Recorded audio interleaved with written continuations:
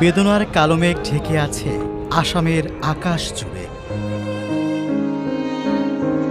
জুবিন গার্গের মরদেহ যখন গুয়াহাটি পৌঁছালো, তখন বৃষ্টি নামলো অঝোর ধারায় অনুরাগীদের চোখে।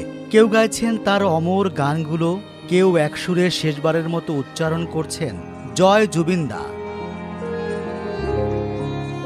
আসামের মানুষের কাছে এটি কেবল বিদায় নয়, বরং তাদের জীবনের অবিচ্ছেদ্য সঙ্গীর সঙ্গে শেষ যাত্রা।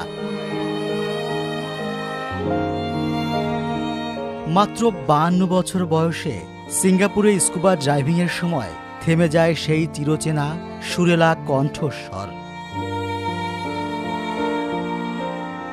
জুবিনের মরদেহ গুয়াহাটিতে পৌঁছালে বিমানবন্দরে গায়ককে শেষবারের মতো আগলে রাখেন স্ত্রী গরিমা সাইকিয়া গার্গ। ফুলে সজ্জিত অ্যাম্বুলেন্স ভিড়ের মধ্যে ধীরে ধীরে এগোতে শুরু করে। অনুরাগীরা কাট আউট হাতে ধরে তাকে শ্রদ্ধা জানান। প্রিয় গায়কের নিথর দেহ দেখে অশ্রু যেন বাঁধ মানছে না। আসামে জুবিনের অবদান অতুলনীয়।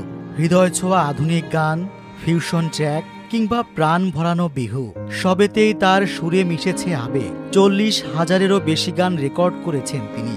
অহমিয়া, হিন্দি, বাংলা থেকে ইংরেজি, সংখ্যা ও বৈচিত্র্যে তিনি ভারতের অন্যতম সেরা কণ্ঠশিল্পী হিসেবে বিবেচিত। জুবিন চলে গেলেন, কিন্তু তার গান আমাদের মাঝে স্মৃতির নীরব সুর, ভালোবাসার এক চিরন্তন প্রতিচ্ছবি হয়ে থাকবে।